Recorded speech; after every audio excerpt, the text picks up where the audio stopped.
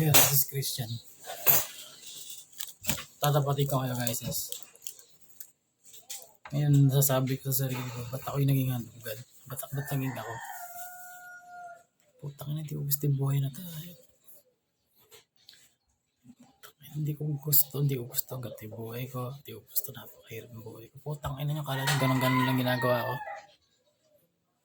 Putang ina mo, ikaw man nakabitin yung leg araw-araw. Putang ina mo ka. Ang totoo kasi walang kwenta yung mga tao. Totoo yun. Yung mga tao na basher, yung mga ganyan. Diretso yung mga basher, mga walang kwentang tao yan. Basher, yung mga bully ng bubuli. Yung mga pangit, yung mga mukhang tae. Wala kasi mga kwenta yan. Yan totoo yun. Kaya hindi ako kasi pwedeng piliin yung mga hype na yan. Wala mang gagawin maganda. Isang sisay ko sa sarili ko. Putang ina, ba't ako handog-gad ako, hayop. Dami kong panahon na hindi ko magawa. Dami kong panahon na ginawa ko para sa mundo. Putang ina. Ngayon din, ganito lang mangyayari sa akin. Bakit ako naging handog-gad? Lagi ko sinasabi. Nyo sa inyo, tumawa kayo ng tumawa hanggang sa babaliw kayo. Putang ina nyo. Marami kasi talagang mga siraulong tao. Mga tao na yan, mga tao na yan kasi dapat sinusunog na lang eh. Hindi ganun kadali buhay ko para sabihin nyo na ganun lang. Putang na, susubukan kita, sige pag nakaya mo, putang na mo ka. Bibigay buong mundo sa'yo pag nakaya mo. Pag nakaya mo, pag di mo kinaya, putang na mo, ubusin ko yung dugo mo, pasisip-sip yung dugo mo, hayop ka. Pag di mo nakapasisip-sip yung dugo mo, papipino ko yung utak mo, susunugin kita, bubulagin kita, tatanggalin ko laman loob mo. Pag di mo kinaya, maiinggit ka sa akin dahil ganito ako. Putang na mo ka mainggit, hayop ka. Mambash ka kung gusto mo mambash, hayop ka. Pakasabugin ko yung bunga mo. Oras na marinig ko. Oras na gamitin kong kapangyarihan kung marinig kitang tumawa sa ginagawa ko. Hahatiin ko yung ulo, mahayop ka. Alam mo, madali buhay ko. Putang ina mo. Sisay ko. Lagi ako nagsisisi. Putang na, ba't ako pinili? Ayop. Putang ina. Yung oras na pinili ako ng Diyos na handog ako. Putang na. Alam ko na. Puro pagdurusan na. Ayop. 10 taon. 20 years. Walang hanggan. Alam nyo, ganun lang yun. Putang na, lahat ginawa sa akin. Putang na nyo. Tatapatin ko yung mga basher. Sa basher ko, buwis na mapaputang ng kapapangit naman.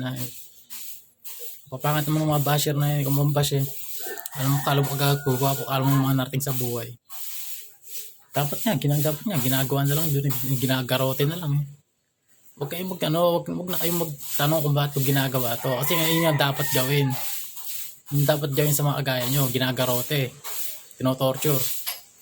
Huwag na, ba't gano'n? Ba't gagawin mo yan? Wala nga paraan eh. Paano nga gagawin? Bibibihin mo pa yan. Hindi lalo lumaki ulo ng mga yan. Dapat sa ganyan, tinatanggalan ng karapatan sa mabuhay. Hindi mo kasi dapat na hinahayaan yung mga taong ganyan eh.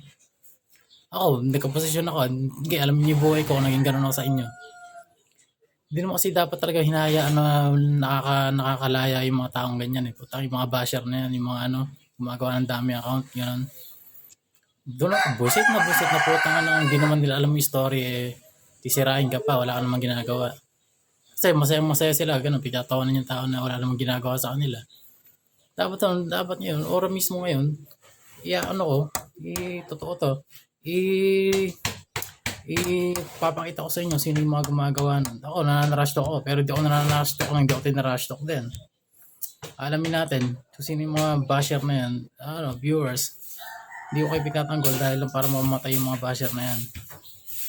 Dapat niya sunugin hanggang sa mapino. Kasi yung mga ganyan, nakakasira ng ulo eh, di nila alam eh. Di nila alam yung ginagawa nila eh. Immoral na yun eh.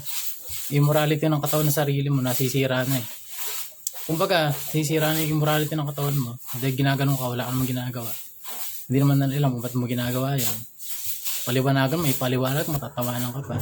Yung mga ganun kasing tao, dapat doon sa mga tao na yun, bigla na pinapasabog. Huwag na kayo magtanong. Yung mga matataas sa tao, huwag kayo magdurung-durungan dahil ako pinakamatalino. Huwag kayo magdurung-durungan. Subukan mo magtanong, ba't ito ginagawa? Putang ina, pupugutan kita ora mismo.